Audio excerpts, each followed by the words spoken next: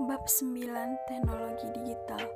Kelompok 3. Anggota Dwi Yolanda, Mei Febrina, Sri Purnama, Agustinus Desai Reski. Transmisi data adalah transfer data melalui saluran komunikasi point to point atau point to multi point. Contoh saluran tersebut antara lain kabel tembaga, syarat optik, saluran komunikasi nirkabel, media penyimpanan, dan bus komputer. Transmisi data, pemindahan data antara transmitter, taper, menggunakan piranti-piranti lain dalam bentuk digital, kemudian dikirimkan melalui media transmisi. Adapun faktor yang mempengaruhi keberhasilan dari suatu transmisi data: 1. Kualitas sinyal yang ditransmisi. Untuk dapat lebih menjelaskan mengenai transmisi data, maka metode transmisi data dapat diklasifikasikan ke dalam 3 hal utama, yaitu Duplex, komunikasi dengan dua piranti yang mengalir dalam dua arah dengan tidak bersamaan pada jalur komunikasi data dengan kondisi saling bergantian.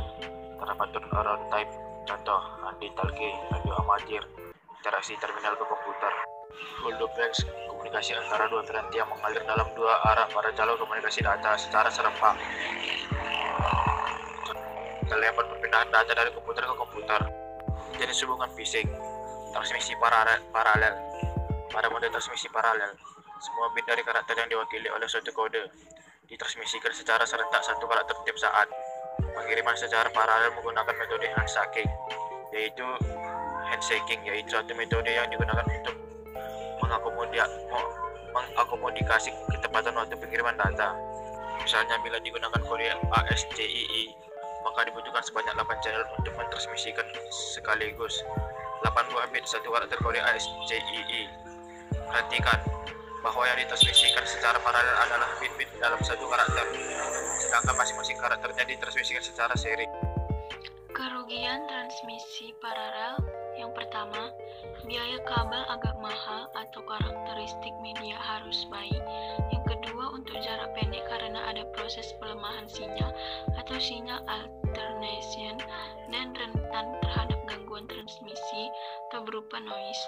Yang ketiga, sejumlah pengirim B secara serempak dan tiba pada tempat yang dituju dalam waktu yang tidak bersamaan. Transmisi seri. Transmisi secara seri merupakan mode transmisi yang umum digunakan. Paling umum digunakan untuk berkomunikasi antar komputer, di mana masing-masing bit dari satu karakter dikirimkan secara urutan, yaitu bit per bit, satu diikuti bit berikutnya. Penerima kemudian merakit kembali arus-arus bit-bit yang datang ke dalam bentuk karakter. Media transmisi data. Media transmisi adalah media menghubungkan antara pengirim dan penerima informasi. Karena jarak yang jauh, maka data terlebih dahulu diubah menjadi kode atau syarat. Dan isyarat inilah yang akan dimanipulasi dengan berbagai macam cara untuk diubah kembali menjadi data. Media transmisi digunakan pada beberapa peralatan elektronika untuk menghubungkan antara pengirim dan penerima, supaya dapat melakukan pertukaran data. Seperti pada pesawat telepon, media transmisi yang digunakan untuk menghubungkan dua buah telepon adalah kabel. Setiap peralatan elektronika memiliki media transmisi yang berbeda-beda dalam pengiriman datanya. Karakteristik media transmisi ini bergantung pada A. Jenis alat elektronikanya, B. Data yang digunakan oleh alat elektronik tersebut, C. Tingkat keefektifan dalam pengiriman data, dan D. Ukuran data yang dikirimkan. Jenis koaksial kabel sunting. Kabel koaksial adalah suatu jenis kabel yang memiliki atau menggunakan dua buah konduktor. Kabel ini banyak digunakan untuk mentransmisikan sinyal frekuensi tinggi mulai dari 3000 kHz ke atas. Karena kemampuannya dalam menyalurkan frekuensi tinggi tersebut, maka sistem transmisi dengan menggunakan kabel koaksial memiliki kapasitas yang cukup besar. Ada beberapa jenis kabel koaksial, thick koaksial kabel mempunyai diameter besar, dan thick koaksial kabel mempunyai diameter yang kecil. Keunggulannya dapat digunakan untuk menyalurkan informasi sampai dengan 900 kanal telepon, dapat ditanam di dalam tanah sehingga biaya perawatan lebih rendah karena menggunakan penutup isolasi, maka kecil kemungkinan terjadi intervensi dengan sistem lain.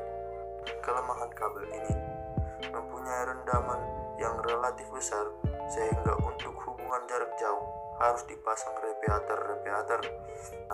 Rawan terhadap gangguan-gangguan fisik yang dapat berakibat putusnya hubungan.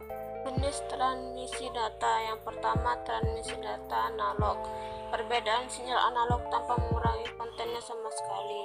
Sinyal dapat berupa data analog, data suara, atau data modern. Untuk mengirim jarak jauh, transmisi analog membutuhkan ampere juga meningkatkan noise yang terdapat pada sinyal. Dengan demikian, semua yang dikirimkan menjadi lebih kotor. Contohnya, transmisi data analog adalah sinyal telepon, televisi, dan radio. 2. Transmisi data digital merupakan proses pemindahan sinyal. Digital mengandung data-data dalam bentuk binar. Untuk mengirim jarak jauh, transmisi digital memerlukan alat penguang. Contohnya, paling umum dari sinyal digital adalah teks atau karakter string. Informasi disajikan dalam bentuk teks lebih nyaman untuk dimengerti oleh manusia.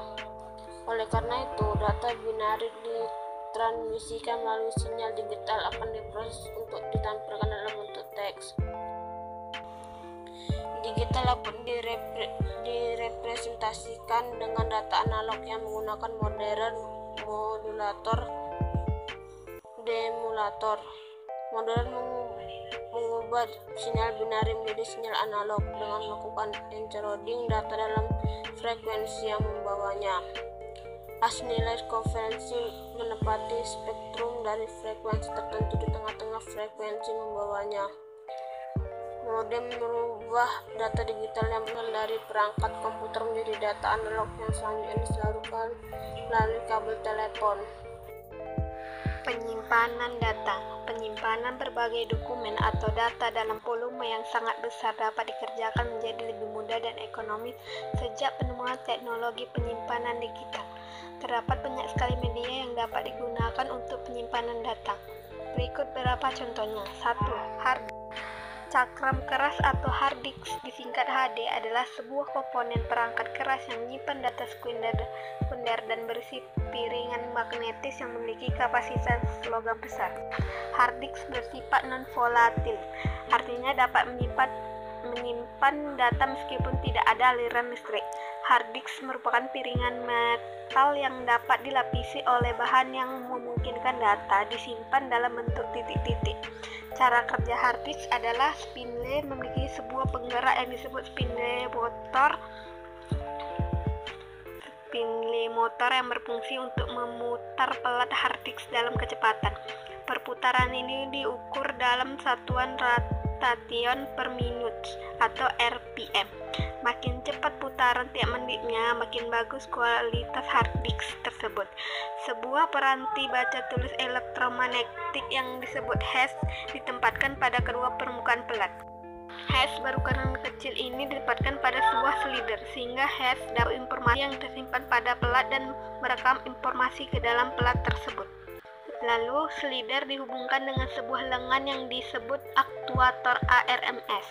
Aktuator ARMS dipasang mati pada poros aktuator, di mana seluruh mekanisme gerakan aktuator ini dikendalikan oleh sebuah papan pengendali atau logic board yang mengkomunikasikan setiap pertukaran informasi dengan komponen komputer yang lainnya. Antara aktuator dengan logic board dihubungkan dengan sebuah kabel pita tipis. Kabel inilah yang menjadi jalan instruksi dari kedalaman plat hard disk. Yang kedua itu ada flash disk. Flash disk adalah sebuah alat penyimpanan data eksternal yang dihubungkan pada USB yang mampu menyimpan berbagai format data dan memiliki kapasitas penyimpanan yang cukup besar. Flash disk dapat menyimpan data secara permanen walaupun aliran listrik pada rangkaian flash disk diputuskan. Ini terjadi karena di dalam flash disk terdapat sebuah controller dan memori yang mampu menyimpan data secara permanen walaupun aliran listrik yang ada pada flash disk sudah diputuskan oleh user. Berikut ini flash disk. Satu, yaitu flash disk memiliki kapasitas penyimpanan data yang cukup besar. Dua, memiliki ukuran yang kecil dan cara penggunaan yang simpel.